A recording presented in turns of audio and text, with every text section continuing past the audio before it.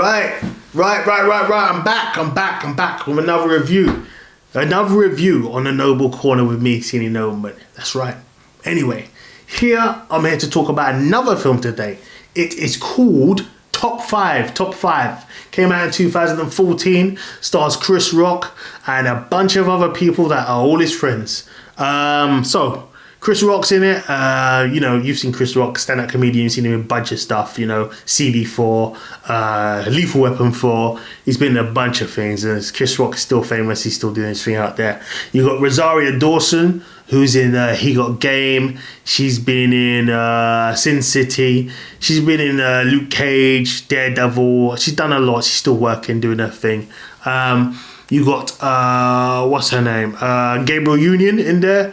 You've got JB Smoove. You got Kevin Hart's in there. You got practically the whole cast of SNL, the black ones in there. Michael Che, Leslie Jones.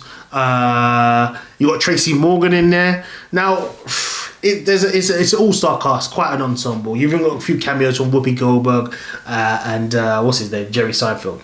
But let's talk about the story. This is kind of like Chris Rock playing a fictionalized version of himself called, I can't even remember what his name is, but yeah, whatever. But anyway, he's an actor. He does like a lot of comedy films. He's got this one film out called Hammy the Bear or whatever. And he's like a cop who's a bear. And it's kind of like a Lethal Weapon, but a kind of comedy take on Lethal Weapon. And he wants to kind of change his career. He wants to get over to do something more serious. So he wants to do a film about the Haitian Revolution, which, yes, you see that message? Go and do some research on that. I have. But anyway, and he wants to change over his career. But in a few days, he's about to get married to Gabriel Union. And it's the run up to this wedding and his interactions with Rosario Dawson, who is an interviewer who wants to interview him, find out more about his character and why he's doing what he's doing. There's no, how can I say, there's not much more backstory in that, because with this film, I didn't think there was really a plot. Let's talk about the characters now. Now, with the characters, there is no characters. Really, everyone's playing themselves. Everyone's just playing a kind of heightened version of themselves, or actually themselves. Because it's more like Chris Rock's just got a gang of his friends together and say, let's do a movie on something that's came in my head, which is perfectly fine. That's cool. I like that. You bring people in. I respect that. Bring your people in. Show them the tape, you know what I mean? Make sure, that you're giving them the platform, which is great. I like that. Fictionalized versions of themselves, everyone's doing their thing, perfectly competent, makes the film move along. I felt the only character in there who was kind of like wooden was Rosario Dawson's, because not really wooden. She was the only one who had to play a character, because she wasn't playing a fictionalized version of herself. I don't know about her. With Chris Rock, you kind of know about him. He talks about his stuff on stage. With comedians, a lot of the time they convey a lot of their stuff on stage, and this had a bunch of comedians in there. So I wouldn't say she was wooden, but she's the only character that stood out as maybe not fitting with the narrative. But that's absolutely fine.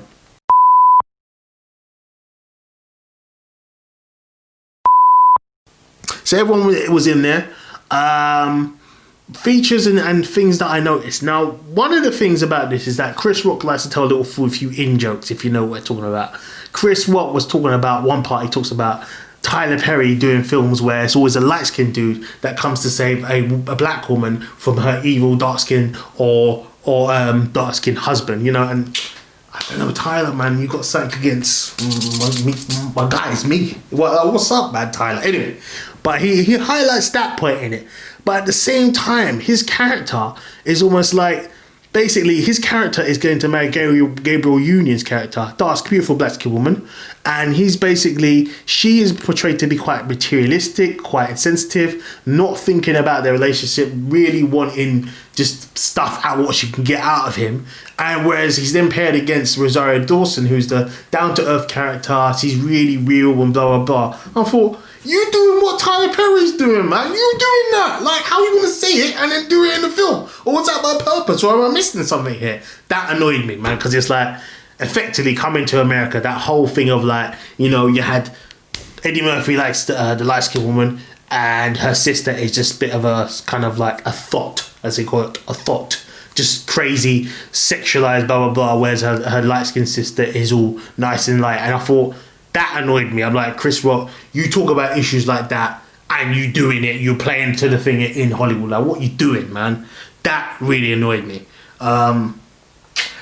That, I suppose that was, for me, that was the only thing I really noticed in the film. I can't really say anything about acting or anything other than that.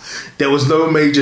Well, no. I will give a thing about the score and the music in the background. What I found about the music in the background was that they kept playing there was a few Wu-Tang joints in there. There was a few nostalgic stuff that was being played in there. You heard, I think, Biggie's Juicy Fruit. And I thought that was quite compelling because it's like, oh, they're playing that tune in the background. And it's like, that was a nice little touch to the film. And I thought that was good for sort of like people that are into that music. It's like, you know, Chris Rock sharing what he likes.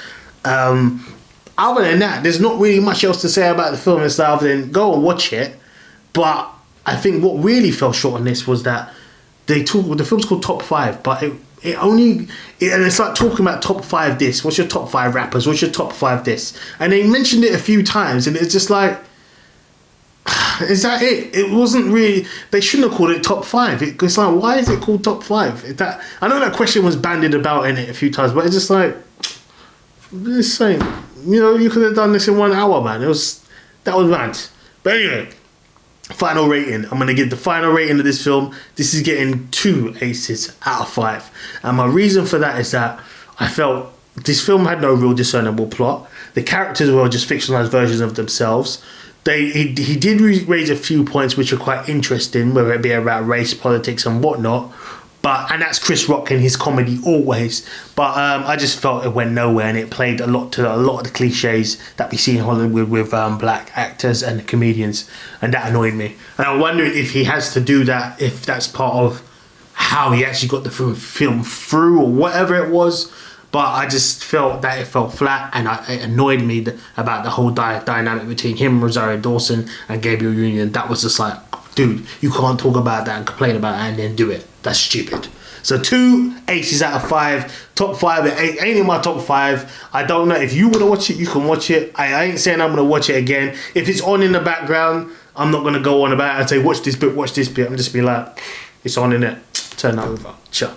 2 aces out of 5, and that's been my review on Top 5. I do like Chris Rock, but I some of his humour is cool, but I feel that he gets away with it because of the sound of his voice. And this one, the sound of his voice wasn't loud enough in this film. So that's me on Top 5. I've been your host, Senior Nobleman on Noble Corner. Peace.